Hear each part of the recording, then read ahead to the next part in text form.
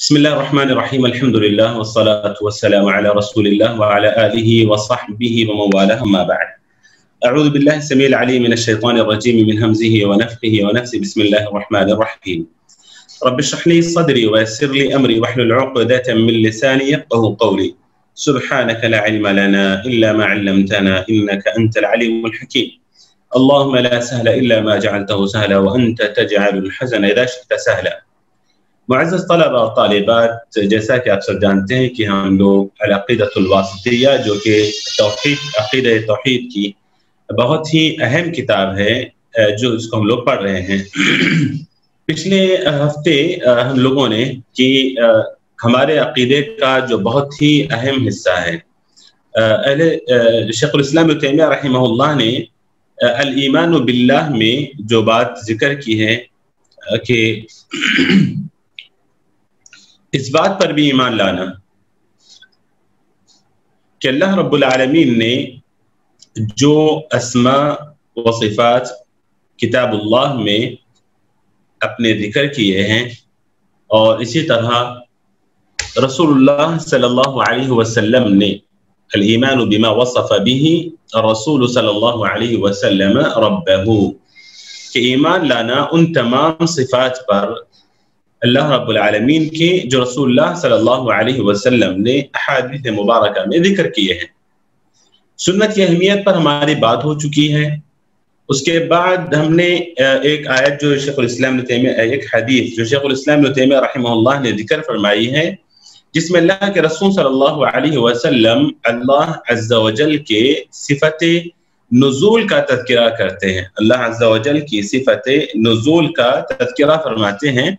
وہ حدیث مختصر سی شرح کے ساتھ ہم نے اس کا مطالعہ کر لیا ہے۔ آج دوسری حدیث دلیل کے طور پر شیخ الاسلام ابن تیمیہ رحمہ اللہ ذکر کرتے ہیں، ایسی حدیث جس میں اللہ کے رسول صلی اللہ علیہ وسلم نے اللہ عز و جل کے صفت فرح، یعنی اللہ کی خوشی کا، صفت خوشی کا تذکرہ کرتے ہیں۔ حدیث دراصل بخاری اور مسلم کی حدیث ہے۔ حدیث یہاں پر تو بڑی اختصار کے ساتھ ہے کہ اللہ اشد فرحا بتوبۃ عبده من احدکم براحلته، اس کے بعد شیخ الاسلام ابن تیمیہ رحمہ اللہ نے الحدیث لکھ دیا، یعنی اکمل الحدیث۔ حدیث دراصل اس طرح سے ہے بخاری اور مسلم میں، جو اللہ کے رسول صلی اللہ علیہ وسلم نے فرمایا اللہ اشد فرحا بتوبۃ عبده، بخاری اور مسلم میں یہ روایت موجود ہے کہ اللہ اشد فرحا بتوبۃ عبده المؤمن من رجل بأرض فلات او فلات دوية مهلكة ومعه راحلته عليها طعامه وشرابه فنزل عليها فنام وراحلته عند رأسه فاستيقظ وقد ذهبت، فذهب في طلبها فلم يقدر عليها حتى أدركه الموت من العطش، فقال والله لأرجعن فلأموتن من حيث فلأموتن حيث كان رحلي، فرجع فنام فاستيقظ فإذا راحلته عند رأسه، فقال اللهم أنت عبدي وأنا ربك، أخطأ في شدة الفرح۔ صحیح بخاری میں امام بخاری رحمہ اللہ نے باب الدعوات میں، اور امام مسلم رحمہ اللہ نے الحض علی التوبہ اس نامی باب میں اس حدیث کو شامل کیا ہے، حتیٰ کہ امام ترمذی وغیرہ نے بھی اس حدیث کو ذکر کیا اپنی کتاب میں، باب المؤمن یرا ذنبہ کالجبل فوقہ، اس باب میں تینوں محدثین نے اپنی تینوں کتابوں میں اس حدیث کو ذکر کیا۔ علی کل حال حکم یہ ہے کہ یہ حدیث متفق علیہ، کہ صحیح حدیث بھی ہے اور اہل علم نے اس کو لیا بھی ہے، دونوں باتیں، یعنی سندن معنن بھی صحیح اور سندن بھی یہ حدیث صحیح ہے۔ اللہ کے رسول صلی اللہ علیہ وسلم فرماتے ہیں کہ اللہ رب العالمین اپنے اس بندے مومن کی توبہ سے بہت زیادہ خوش ہوتے ہیں۔ اب اس بندے مومن کے صفات ذکر کرتے ہوئے پیارے نبی نے کہا کہ جو ایک چٹیل میدان میں یا ایک صحرا میں وہ اپنے سواری کے ساتھ سفر کر رہا تھا، جس سواری پر اس کا کھانا اور اس کا پینا رکھا ہوا تھا، اور کچھ وقت کے لیے وہ اترتا ہے اور تھوڑی دیر کے لیے وہ آرام کرتا ہے، جبکہ اس کی سواری اس کے سر کے پاس ہی ہوتی ہے بندھی ہوئی۔ اچانک وہ جاگتا ہے اپنی نیند سے تو کیا دیکھتا ہے کہ اس کی سواری اس سے جا چکی ہوتی ہے، اس کے پاس سے نکل چکی ہوتی ہے۔ آدمی پریشان ہوتا ہے، ڈھونڈنے کے لیے نکلتا ہے، ڈھونڈتا ہے لیکن اس کو نہیں پاتا، یہاں تک کہ اس کی حالت اتنی خراب ہو جاتی ہے کہ پیاس کی وجہ سے قریب تھا کہ اس کو موت اچک لے۔ اس حال میں وہ کہتا کہ اللہ کی قسم میں لوٹ جاؤں گا اور میں وہیں پر رہوں گا جہاں پر میں رکا تھا، اور میری موت بھی وہیں پر آئے۔ لوٹتا ہے اور اسی جگہ پر وہ لیٹ جاتا ہے جس جگہ پر وہ لیٹا تھا۔ پھر اس کی آنکھ کھلتی ہے تو کیا دیکھتا ہے کہ اس کی سواری اس کے سر کے پاس ویسے ہی موجود ہے جیسے اس نے باندھی تھی۔ اس کے بعد وہ کہتا ہے کہ اللہم انت عبدی وانا ربک، اے اللہ تو میرا بندہ ہے اور میں تیرا رب ہوں۔ پیارے نبی صلی اللہ علیہ وسلم نے فرمایا اخطأ من شدت الفرح، انسان حد سے زیادہ خوش ہوتا ہے تب بھی اس کی زبان لڑکھڑاتی ہے، وہ اپنی زبان سے کہنا کچھ چاہتا ہے اور کہہ کچھ دیتا ہے۔ رسول اللہ صلی اللہ علیہ وسلم نے اس شخص کے متعلق بھی کہا کہ وہ شخص جو موت کے قریب ہو چکا تھا، صحرا میں تھا، ہلاک ہونے کے قریب تھا، مایوس مکمل ہو چکا تھا، ایسے وقت واپس دوبارہ اس کی کھوئی ہوئی چیز اس کو مل جاتی ہے، ایسی حالت میں تو اندازہ لگائیے کہ اس کی خوشی کا عالم کیا ہوگا۔ اور اس شدت فرح میں اس نے کہہ دیا کہ اے اللہ تو میرا بندہ ہے، میں تیرا رب ہوں۔ وہ یہ کہنا چاہتا تھا کہ اے اللہ تو ہی میرا رب ہے، میں تیرا بندہ ہوں، لیکن شدت خوشی میں اس نے الٹا کہہ دیا۔ علی کل حال پیارے نبی صلی اللہ علیہ وسلم، جس کو شیخ الاسلام ابن تیمیہ رحمہ اللہ نے اپنی کتاب العقیدۃ الواسطیہ میں اس بات کو ثابت کرنے کے لیے ذکر کیا کہ اللہ رب العالمین بھی خوش ہوتا ہے۔ فرح یہ اللہ رب العالمین کے صفات میں سے ہے، فرح یہ اللہ کے صفات میں سے ہے۔ اب مسئلہ یہاں پر یہ ہے کہ کچھ گروہ جیسے معطلہ، مشبہہ وغیرہ، معطلہ جس میں سے خاص طور پر یہ فرقہ کہتا ہے کہ نہیں بھئی، اللہ رب العالمین کے لیے صفت فرح کو ماننا ٹھیک نہیں ہے، کیونکہ انسان جب خوش ہوتا ہے تو خوشی میں انسان ہلکا ہو جاتا ہے، ہلکا ہو جاتا ہے۔ اسی لیے اردو میں آپ سنے ہوں گے، ہم کہتے ہیں کہ جب خوشی ملتی ہے تو انسان کہتا ہے کہ بھئی اب مکمل میں ہر طرح سے میں ہلکا ہو چکا ہوں۔ جیسے انسان پر غم طاری ہوتا ہے، وہ کہتا ہے کہ مجھ پر جیسے بوجھ رکھا ہوا ہے، مجھ پر جیسے پہاڑ ٹوٹ پڑے ہیں، مجھ پر جیسے پہاڑ برابر غم ہے۔ یہ اردو میں بھی تعبیر استعمال ہوتی کہ انسان وہ کیونکہ انسان جب غم سے دوچار ہوتا ہے تو وہ بہت زیادہ اپنے آپ کو وزنی اور بوجھل محسوس کرتا ہے، اور جیسے انسان خوشی پاتا ہے وہ اپنے آپ میں بہت ہی ہلکا پن محسوس کرتا ہے، وہ بہت ہی ہلکا ہو جاتا ہے۔ جی شیخ صاحب، جی ہوتا ہے۔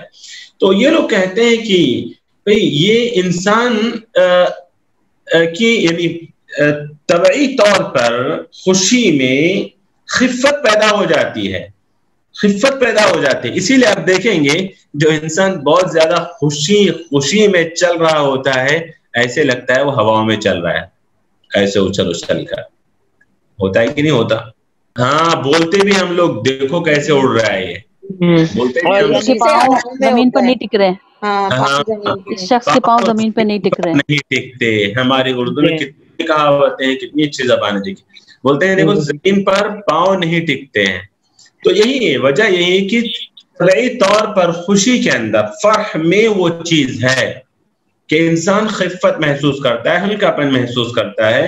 تو کہتے ہیں کہ بھئی اگر اللہ کے لیے ہم اس چیز کو مان لیں تو پھر یہ چیز اللہ کے لیے ٹھیک نہیں ہے، اسی لیے وہ انکار کر دیتے ہیں، اسی لیے وہ انکار کر دیتے ہیں. اچھا اس کے علاوہ کہتے ہیں بھئی خوش ہونے کے لیے نا ایک منہ چاہیے اور اس منہ کے اندر دانت چاہیے. اسی لیے کہتے ہیں کہ دیکھو انسان زیادہ خوش ہوتا ہے تو کہتے ہیں کہ اتنا ہنسا کہ اس کے دانت نظر آنے لگے. پیارے نبی صلی اللہ علیہ وسلم سے متعلق بعض مرتبہ کے واقعات میں ہم کہتے ہیں کہ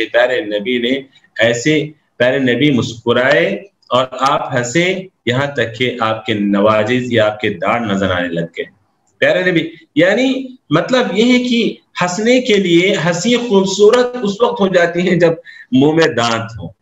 جب منہ میں دانت نہیں ہوتے، ویسے بچے کو دانت نہیں ہوتے تب وہ بہت خوبصورت لگتا ہے، لیکن بڑا جب دانت نہیں ہوتے تو بڑا عجیب سا لگتا ہے. عجیب بات ہے، سبحان اللہ. تو کہتے ہیں کہ منہ چاہیے، دانت چاہیے، اور اللہ رب العالمین کے شان نہیں ہے، اسی لیے وہ اس کا انکار کر دیتے ہیں.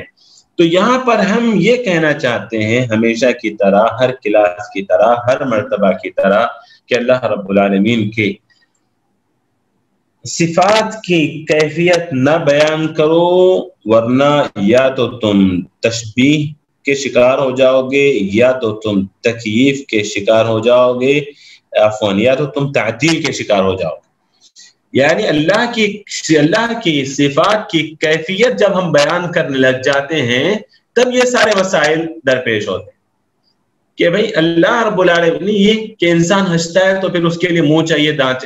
مطلب یہ ہے کہ گویا نعوذ باللہ آپ نے اللہ رب العالمین کی خوشی کو انسان کی خوشی سے تشبیہ دے دی یا تم نے کیفیت بیان کر دی، جس کی وجہ سے تمہیں یہ چیز بری لگی اور تم نے اللہ عز و جل کے صفت کا ہی انکار کر دیا.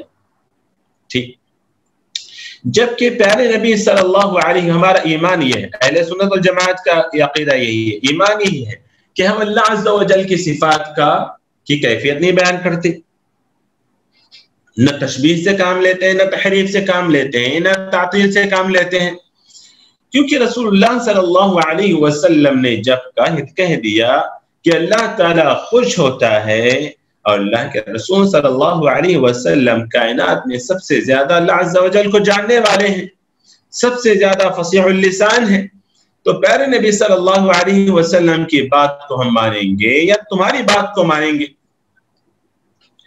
اچھا، بعض لوگوں نے تشبیہ، بعض لوگوں نے تحریف سے کام لیا، کہا کہ بھئی یہ فرح سے مراد ثواب ہے، فرح سے مراد ثواب ہے. یعنی اللہ اشد فرحا بتوبۃ العبد المؤمن، جو پیارے نبی صلی اللہ علیہ وسلم نے کہا تو کہتے ہیں کہ اللہ رب العالمین بہت زیادہ ثواب دیتا ہے اس بندے کو، بہت زیادہ ثواب دیتا ہے اس بندے کو. یا بعض نے کہا کہ اللہ رب العالمین ثواب کا ارادہ کرتا ہے، ارادت الثواب کا، فرح سے مراد کہا کہ ارادت الثواب مطلب یہ ہے کہ وہ اللہ رب العالمین کے لیے ارادے کو ثابت کرتے ہیں اور کہتے ہیں کہ اللہ رب العالمین ثواب کا ارادہ کرتا ہے، ثواب کا ارادہ کرتا ہے. یہاں فرح سے یہ مراد ہے کہ اللہ رب العالمین ثواب کا ارادہ کرتا ہے. بالکل. اچھا، آگے آپ لے کر گئے یاد دلانے کے لیے کہ من غیر تحریف ولا تعطیل ومن غیر تکییف ولا تمثیل. بالکل صحیح کیا، بارک اللہ فیک یا ام آمنہ. تو یہ اہل سنت والجماعت کا عقیدہ، اس اصول کو ہمیں ہر جگہ پر ہم بار بار ذکر کرتے ہیں. ہو سکتا ہے کچھ لوگ اپنے آپ میں تھکان محسوس کر رہے ہوں کہ بھئی کیا ہے بار بار وہی بات بولتا رہتا ہے.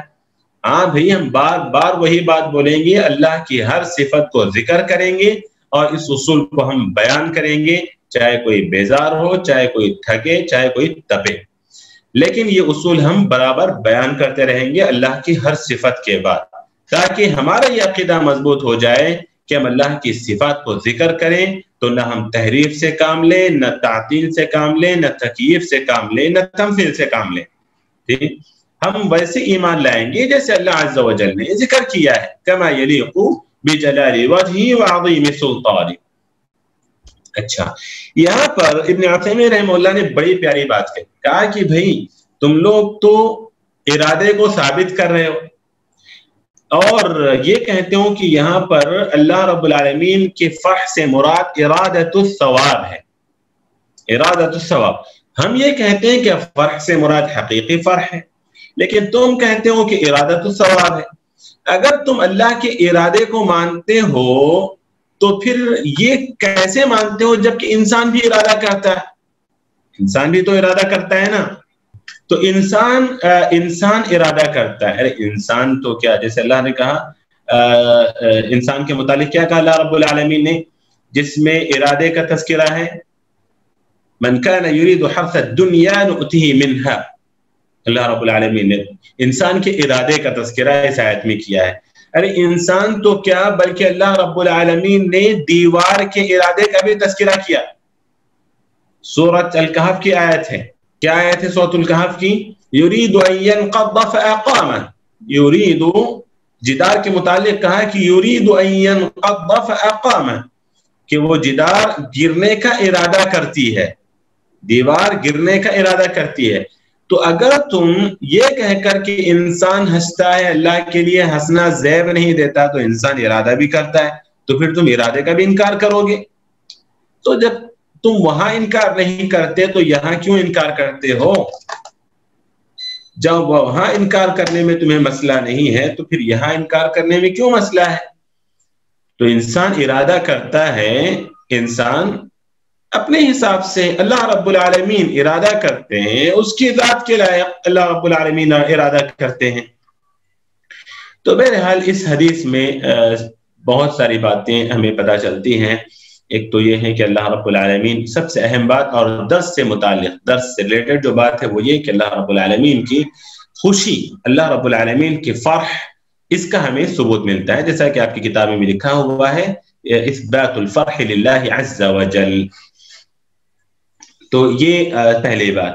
دوسری بات یہ ہے کہ اللہ رب العالمین کا کمال، اللہ رب العالمین کی کمال رحمت اور کمال رافت کا ثبوت ملتا ہے کہ اللہ رب العالمین کس قدر رؤوف ہے، کس قدر رحیم ہے، کس قدر اللہ رب العالمین اپنے بندوں پر رحم کرنے والا ہے کہ بندہ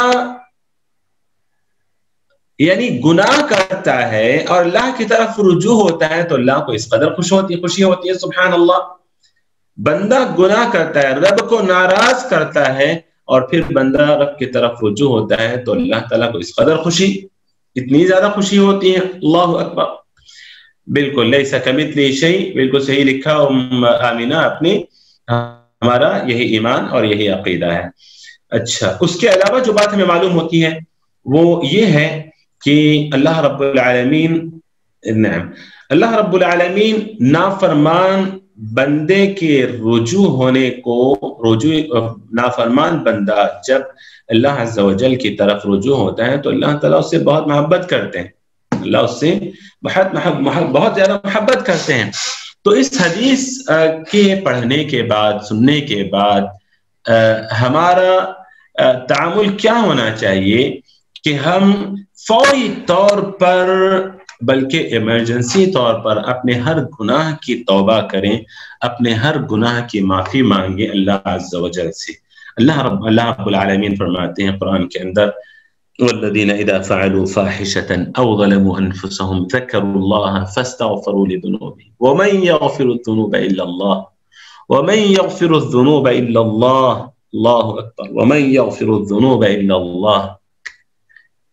اللہ عز و جل کہتے ہیں کہ والذین اذا فعلوا فاحشة، جو لوگ گناہ کبیرہ کا ارتکاب کرتے ہیں، گناہ کبیرہ یہاں پر فاحشہ سے مراد زنا کرتے ہیں، لواط کرتے ہیں، یا نامحرموں سے شادیاں کرتے ہیں، تو نکاح یہاں پر فاحشہ سے مراد زنا اور لواط اور نکاح دعوات المحارم، یعنی غیر محرموں سے شادی کرنا ہی کیوں ہے؟ اس کے لیے ابن عثیمین رحمہ اللہ نے دلائل دیے، کہا کہ اللہ تعالیٰ نے فاحشہ زنا کو کہا ہے، جیسا کہا وَلَا تَنْكِحُوا مَا نَكَحَ آبَاؤُكُم مِّنَ النِّسَاءِ إِلَّا مَا قَدْ سَلَفَ۔ شیخ شادی تو غیر محرم سے ہی ہوتی ہے نا؟ سوری، محرم سے، محرم سے معاف کرنا، محرم سے۔ تو اللہ عز و جل نے فاحشہ زنا کو کہا ولا تقربوا الزنا انه كان فاحشہ لواط کو اللہ تعالیٰ نے فاحشہ کہا، جیسا کہ اللہ تعالیٰ نے قوم لوط کے متعلق کہا کہ اتأتون الفاحشہ کہ تم فاحشہ کا ارتکاب کرتے ہو۔ بہرحال اتنے بڑے گناہ کے بعد اللہ کہتا ہے کہ والذین اذا فعلوا فاحشۃ او ظلموا انفسهم، بڑے گناہ ہو جائیں یا چھوٹے گناہ ہو جائیں، فاستغفروا اللہ او ظلموا انفسهم ذکروا اللہ فاستغفروا لذنوبهم، ذکروا اللہ، وہ اللہ کو یاد کرتے ہیں اور اپنے گناہوں کی مغفرت طلب کرتے ہیں، ذکروا اللہ استغفروا لذنوبهم ومن یغفر الذنوب الا اللہ ومن یغفر الذنوب الا اللہ ولم يصروا على ما فعلوا وهم يعلمون، اصرار نہیں چاہیے۔ بہرحال توبہ کی شرائط یہ تو آپ سب جانتے ہی ہیں کہ توبہ کی شرائط میں سے سب سے پہلی شرط اخلاص ہے، اور دوسری شرط یہ ہے کہ انسان اپنے گناہوں پر شرمندہ ہو، اور تیسری شرط یہ ہے کہ انسان گناہ سے نکلے، یہ نہیں کہ گناہ کرتے ہوئے بولے اللہ معاف کرے یار۔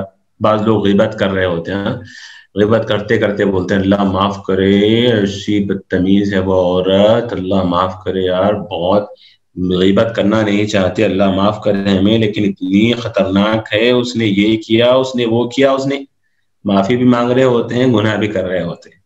تو یہ کیا معافی ہے؟ کس طرح کی معافی ہے؟ توبہ کریں سچی تو گناہ سے نکلیں، گناہ کو چھوڑیں۔ اور یہاں پر علماء لکھتے ہیں کہ گناہ سے نکلنے میں یہ چیز بھی شامل ہے کہ اگر آپ نے کسی کا حق مارا ہو تو اس کو اس کا حق لوٹا دیں۔ چوتھا یہ ہے کہ آئندہ نہ کرنے کا، چوتھی شرط یہ ہے کہ آئندہ نہ کرنے کا عزم کریں، آئندہ گناہ نہ کرنے کا عزم کریں۔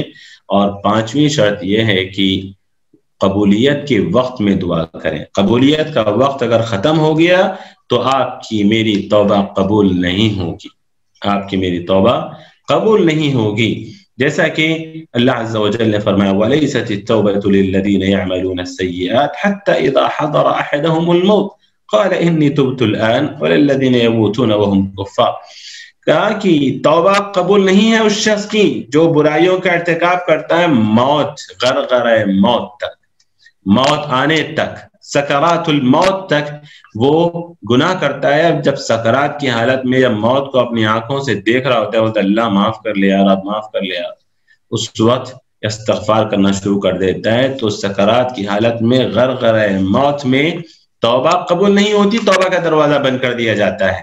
اسی طرح پیارے نبی صلی اللہ علیہ وسلم نے فرمایا کہ جب امام مسلم و بخاری کی حدیث ہے، کہتے ہیں ابو ہریرہ رضی اللہ عنہ کہ لا تقوم الساعة حتى تطلع الشمس من مغربها فإذا طلعت ورآها الناس آمنوا واجمعون، کہا پیارے نبی صلی اللہ علیہ وسلم نے کہ قیامت قائم نہیں ہوگی یہاں تک کہ سورج مغرب سے نہ طلوع ہو جائے۔ جب لوگ دیکھیں گے سورج کو مغرب سے طلوع ہوتے ہوئے تو سارے لوگ ایمان لے آئیں گے۔ پیارے نبی صلی اللہ علیہ وسلم نے کہا کہ حین لا ينفع نفسا ایمانها، اس وقت تو ان کا ایمان قابل قبول نہیں ہوگا۔ اس کے بعد سورۃ الانعام کی اس آیت کریمہ کی تلاوت فرمائی لا ينفع نفسا ایمانها لم تكن آمنت من قبل او كسبت في ایمانها خیرا، ایسے وقت میں ایمان لانے والوں کا ایمان قابل قبول نہیں ہوگا۔ بہرحال اس پورے حدیث سے، اس پوری حدیث سے جو بات ہمیں فی الحال لینے کی ہے، یعنی اس درس سے متعلق یہ ہے کہ اللہ رب العالمین خوش ہوتے ہیں۔ اس کے بعد شیخ الاسلام ابن تیمیہ رحمہ اللہ نے اس کے بعد جو حدیث ذکر فرمائی ہے وہ بھی حدیث بڑی پیاری حدیث ہے۔ پیارے نبی صلی اللہ علیہ وسلم نے فرمایا يضحك الله إلى رجلين يقتل أحدهما الآخر كلاهما يدخل الجنة، اللہ اکبر، متفق علیہ، بخاری اور مسلم کی روایت ہے، حدیث ہے۔ ابو ہریرہ رضی اللہ عنہ اس حدیث کے راوی ہیں۔ پیارے نبی صلی اللہ علیہ وسلم فرماتے ہیں کہ اللہ تعالی ہنستا ہے ان دو آدمیوں پر، یعنی آدمیوں پر ہنسنا ایک تو مذاق اڑانے کے معنی میں ہے، تو اس کے لیے ہم کس طرح کا ترجمہ کریں گے؟ ان دو آدمیوں کیا ترجمہ کریں گے ہم لوگ؟ اگر پر کریں گے تو اردو زبان میں مذاق اڑانے کے لیے کہ ان دو آدمیوں پر اللہ ہنستا ہے. اگر ایسے کریں گے کہتے ہیں نا کہ ان کی بات سے محدود ہوتا ہے، محسوس ہوتے ہیں. نہیں تو کیسے بولیں گے؟ ان دونوں کو دیکھ کر اللہ تعالیٰ خوش ہوتے ہیں، اللہ تعالیٰ ہنستے ہیں. ان دو آدمیوں سے اللہ خوش ہوتے ہیں. آگے مجھے یاد آ گئے. ان دو آدمیوں سے اللہ خوش ہوتے ہیں. ان دو آدمیوں سے اللہ خوش ہوتے ہیں جو یقتل احدہما الاخر، جو ایک دوسرے کو قتل کر رہے ہیں اور دونوں کے دونوں جنت میں داخل ہو جاتے ہیں. عجیب بات ہے. یہاں پر تو یہ کہ ادخلوا یعنی کلاہما یدخل الجنت، دونوں کے دونوں جنت میں داخل ہو جاتے ہیں. صحیح ایک اور حدیث میں ہے یدخلان الجنت، اور یہی صحیح ہے کہ اللہ رب العالمین ان دو آدمیوں سے خوش ہوتے ہیں جو ایک دوسرے کو قتل بھی کرتے ہیں اور دونوں کے دونوں جنت میں بھی داخل ہو جاتے ہیں. پہلے بات حدیث کی شرح میں کروں گا آگے. پہلے اس حدیث سے جو بات شیخ الاسلام ابن تیمیہ رحمہ اللہ ثابت کرنا چاہتے ہیں وہ ہے کہ اللہ عز و جل ہنستے ہیں. اہل سنت والجماعت یہی کہتے ہیں اللہ عز و جل ہنستے ہیں من غیر تحریف ولا تعطیل ولا تکییف ولا تمثیل. اہل سنت والجماعت عقیدہ رکھتے ہیں کہ اللہ رب العالمین ہنستے ہیں. تو اللہ رب العالمین ہنستے ہیں. ہنسی بھی خوشی کا ایک لازمی حصہ ہے کہ خوشی ہوتی ہے تو انسان ہنستا بھی ہے، مسکراتا بھی ہے. تو ظاہر سی بات ہے وہ لوگ یہی کہتے ہیں کہ انسان ہنستا ہے تو یہ ہوتا ہے، خوش ہوتا ہے تو ایسا ہوتا ہے ویسا ہوتا ہے، دانت چاہیے، منہ چاہیے، جو کچھ باتیں میں نے پہلے ذکر کر دی وہی ساری باتوں کو لے کر وہ انکار کر دیتے ہیں یا پھر بعض ان میں کی تعویل کر دیتے ہیں. جبکہ اللہ عز و جل ہنستا ہے. یہ پیارے نبی صلی اللہ علیہ وسلم نے فرمایا. کس طرح ہنستا ہے، کیسے ہنستا ہے ہم نہیں جانتے، ویسے جیسے اس کے شان ہے. اچھا، یہاں پر کون دو آدمی ہیں جو ایک دوسرے کو قتل بھی کرتے ہیں اور دونوں کے دونوں جنت میں بھی داخل ہو جاتے ہیں؟ اس کی شرح کرتے ہوئے محدثین لکھتے ہیں کہ یہ عجیب معاملہ ہے. سبحان اللہ سبحان اللہ کہ ایک مسلمان کسی کافر کے ساتھ لڑتا ہے، جنگ کرتا ہے، قتال کرتا ہے، کافر اس کو قتل کر دیتا ہے. مسلمان کہاں جائے گا؟ جنت میں. بالکل، مسلمان جنتی ہے کیونکہ اس نے شہادت کا درجہ حاصل کر لیا انشاءاللہ. اچھا، اب یہاں پر جو کافر ہے محدثین کہتے ہیں کہ اللہ رب العالمین اس کو ایمان کی توفیق سے نوازتے ہیں. اس کو ایمان کی توفیق سے نوازتے ہیں تو ایمان کی حالت میں اس کی موت ہوتی ہے، کہاں جائے گا وہ؟ جنت. سبحان اللہ. یہاں پر پیارے نبی صلی اللہ علیہ وسلم نے کہا کہ دو آدمیوں سے اللہ خوش ہوتے ہیں جو ایک دوسرے کو قتل یقتل احدہما الاخر، ایک دوسرے کو قتل کرتے ہیں. دو آدمی کیسے ایک دوسرے کو قتل کرتے ہیں؟ اس کی شرح کیا ہے کہ وہ ایک کو قتل کر دیتا ہے، یعنی کافر مسلمان کو قتل کر دیتا ہے، مسلمان جنتی ہو گیا. پھر اللہ رب العالمین اس کو توفیق دیا، پھر اللہ رب العالمین اس کافر کو ایمان کی توفیق سے نوازا. تو یہاں پر یہ بات بھی ہو سکتی ہے کہ ایمان کی حالت میں اس کی موت ہوئی. یہ بات بھی ہو سکتی ہے کہ پھر اس نے ایک کافر سے جنگ کی، قتال کیا اور اس کافر نے اس کو مار دیا. تو یہ سب اللہ رب العالمین کا کرم ہے، اس کا فضل ہے، اس کا احسان ہے، اس کی رحمت ہے کہ اللہ رب العالمین نے کہا کہ مسلمان اللہ کی راہ میں جہاد کرتا ہے، کافر اس کو قتل کر دیتا ہے تو اللہ رب العالمین اس کو شہادت کی زندگی یا شہادت کی موت اس کو عطا کرتے ہیں، یعنی شہادت اس کو عطا کرتے ہیں. پھر اس کے بعد اللہ رب العالمین اس قاتل پر احسان کرتا ہے اور اس کو اسلام کی ہدایت دیتا ہے اور پھر وہ اسلام کی راہ میں شہید ہوتا ہے. کہا کہ دونوں کے دونوں جنتی ہیں. عجیب بات ہے.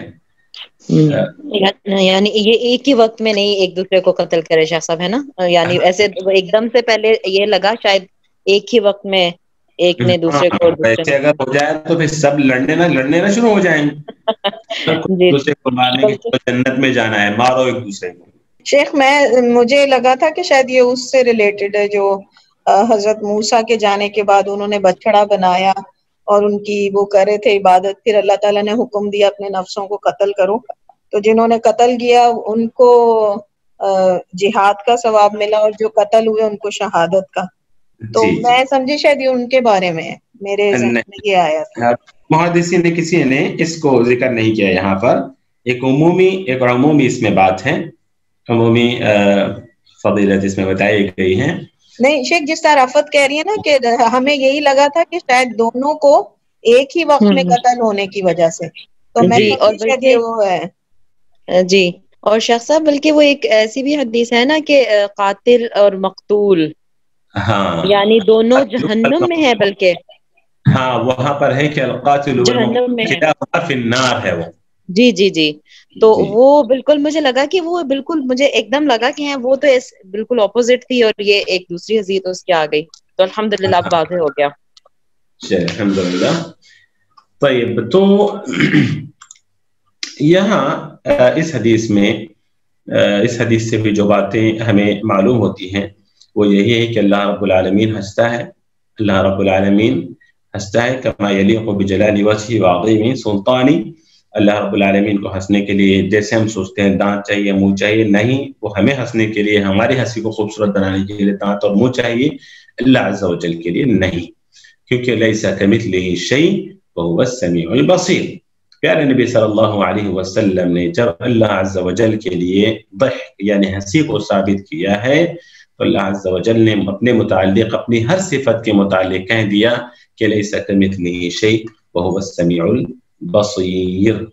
اور یہاں پر کچھ لوگ یہاں پر ہنسی سے مراد اللہ کی خوشنودی لیتے ہیں کہ اللہ راضی ہو جاتا ہے. یضحک اللہ الی رجلین کا ترجمہ کرتے ہیں کہ اللہ تعالیٰ ان دو بندوں سے راضی ہو جاتا ہے، اور پھر وہاں پر پھر سے تعبیر کرنی پڑتی ہے ان کو کہ اللہ کے بندوں جب راضی ہونا کہتے ہو تو رضا کا تعلق بھی انسان کے لیے میں کہہ رہا ہوں کہ رضا کا تعلق بھی تو انسان کے اپنے نفسیات دل سے ہے، دماغ سے ہے نا، تو وہ بھی ایک احساس ہے، تو احساس کے لیے دل کا ہونا ضروری ہے. تو پھر اس لیے مجبور ہو کر پھر سے وہ تعبیر کرتے ہیں اور کہتے ہیں کہ یہاں پر بھی رضا سے مراد وہ ارادت الثواب ہے، یعنی کہیں نہ کہیں وہ پھنس رہے ہوتے ہیں. تو ایسے وقت ہم ان کو جواب دیتے ہیں کہ اللہ کے بندو، سب سے پہلے تو تم اللہ رب العالمین نے جو کہا ہے تم اس کے خلاف کہہ رہے ہو، جو اللہ تعالیٰ نے کہا ہے تم اس کے خلاف کہہ رہے ہو، اور جو اللہ رب العالمین نے ذکر کیا ہے اس کا معنی بھی تم اس کے خلاف بیان کر رہے ہو. اس لیے اہل سنت والجماعت کے عقیدے سے ان کا یہ عقیدہ ٹکراتا ہے. تو ہمیں اس حدیث پر عمل کرتے ہوئے کوشش اللہ کے راہ میں جہاد کرنے کی کرنی چاہیے، کم سے کم اس کی نیت رکھنی چاہیے. اللہ تعالیٰ ہم سب کو اس کی توفیق عطا فرمائے. یہاں پر ایک اور حدیث اللہ کے رسول صلی اللہ علیہ وسلم کے متعلق، اللہ کے رسول یہاں پر ابن عثیمین رحمہ اللہ کہتے ہیں کہ جب ہمیں پتہ چل جائے کہ اللہ رب العالمین خوش ہوتے ہیں، اللہ رب العالمین ہنستے ہیں، جب ان صفات کا انسان کو پتہ چل جاتا ہے تو پھر انسان ہر خیر کی اللہ تعالیٰ سے امید رکھتا ہے، ہر خیر کی. انسان لیس کمثلہ شیء، لیکن اگر انسان کسی انسان کے متعلق یہ جان لے کہ وہ فلاں کام سے خوش ہوتا ہے، فلاں کام پر وہ اپنے مسکراہٹ بکھیرتا ہے، تو پھر انسان کیا سوچنے لگتا ہے اس کے متعلق، ہے نا. وہی اگر کسی کے بارے میں پتہ چل جائے یار وہ ہمیشہ اس کا منہ ٹیڑھا رہتا ہے، ہمیشہ اس کی پیشانی پر جھریاں رہتی ہیں، تو ایسے شخص کے انسان قریب بھی نہیں ہونا چاہتا، ہے نا. تو اللہ عز و جل نے اپنی دو صفتوں کا تذکرہ کیا، تو آپ سوچ کر دیکھیں کہ ایک معمولی سا انسان خوش ہوتا ہے، معمولی سا انسان بھی ہنستا ہے، تو انسان اس کے قریب ہونا چاہتا ہے، اس سے خیر کی امید رکھتا ہے. لیس کمثلہ شیء وللہ المثل الاعلی. یہاں اللہ عز و جل کی ذات خوش ہوتی ہے، اللہ عز و جل خوش ہوتا ہے، اللہ عز و جل ہنستا ہے، تو پھر اللہ رب العالمین سے ہمیں کس قدر امید لگانا چاہیے، اللہ رب العالمین سے کس قدر ہمیں امید باندھنا چاہیے. پیارے نبی صلی اللہ علیہ وسلم کے متعلق بھی آتا ہے کہ کان نبی صلی اللہ علیہ وسلم دائم البشر كثير التبسم عليه الصلاة والسلام کہ آپ صلی اللہ علیہ وسلم کے چہرے پر ہمیشہ مسکراہٹ رہتی تھی، ہمیشہ مسکراہٹ رہتی تھی. اب یہ نہیں سمجھ جانا کہ ہمیشہ تو غم کی حالت میں مسکراہٹ رہتی تھی، لیکن یہ ہے کہ اللہ کریم صلی اللہ علیہ وسلم کے اکثر اوقات آپ حشاش بشاش رہتے تھے، ایسے خران شکلیں بنا کر نہیں رہتے تھے. تو بہرحال یہاں پر میں اپنی بات کو روکتا ہوں. اللہ سے دعا کرتا ہوں کہ اللہ رب العالمین ہمارے عقیدوں کی اصلاح فرما، اللہ رب العالمین ہر طرح کی بدعقیدگی سے ہمیں بچا، اور صحیح علم حاصل کرنے، اس علم پر عمل کرنے، اس علم کو دوسروں تک پہنچانے کی ہمیں توفیق عطا فرما. آمین. وصلی اللہ وسلم وبارک علی نبینا محمد وعلى آله وصحبه أجمعين والحمد لله رب العالمين.